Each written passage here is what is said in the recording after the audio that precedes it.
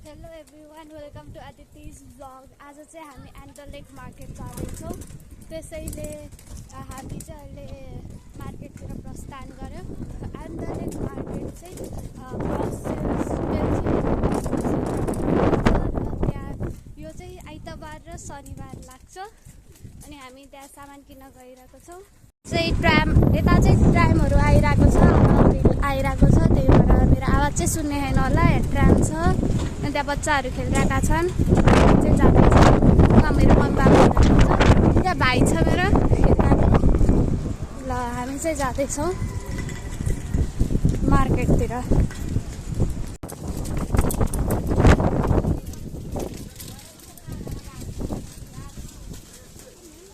यहाँ चाहिँ धेरै फलफुलहरू पाइरहेको छ, हेर्नुहोस्। यहाँ फलफुलहरू छ। यहाँ चाहिँ अलि देखाएर भिडियो गराउनु मिल्दैन क्या, नत्र केस हालिदिन्छन्।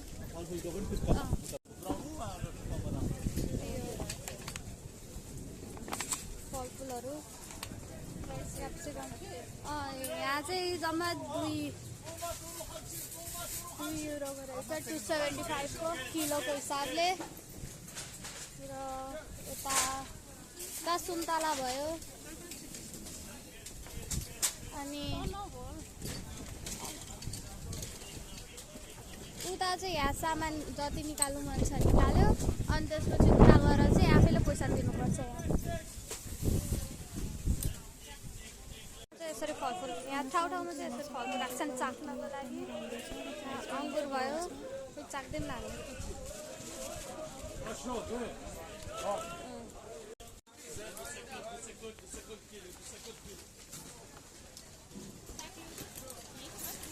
लसुन यहाँ सुनको भाउमा बिक्छ, 7.95 युरो। त्यो नि 1 किलोको के, 1 पाउको खै किलोको।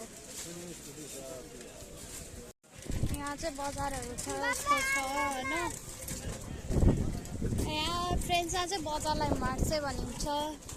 र हेर्न सक्नुहुन्छ भिड, सब्जी बजार, त फलफुल बजार, बजारै बजार छ। ब्रोकोली खाने हो?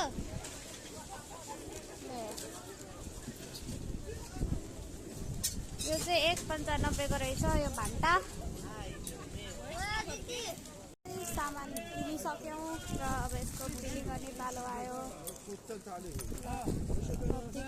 अब चाहिँ हामी भित्रको बजार जाँदैछौँ। अँधेरो पनि छ।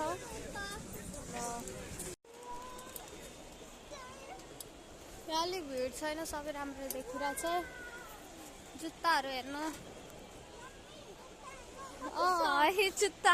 जुत्ता पनि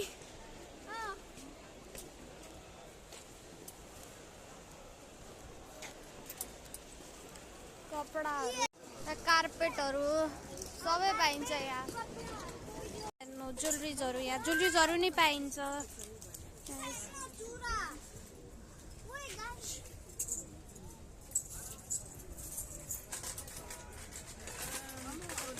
सुनको चुराहरू उताहरू पनि छ, हामी चाहिँ गएनौँ। ब्यागहरू पनि छ, सेकेन्ड ह्यान्डहरू नि बेच्छ यहाँ। कपडाहरू सबै, जुत्ताहरू। अनि खै यस्तो के हो, फलामको के खै के छ।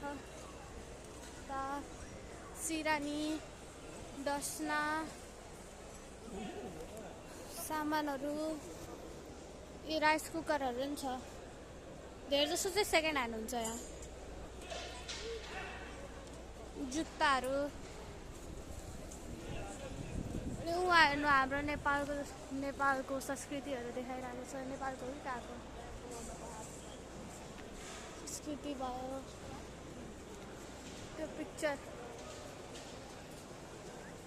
अनि यहाँ हेर्नु खानेकुरा, टी सर्टहरू। हेर्नु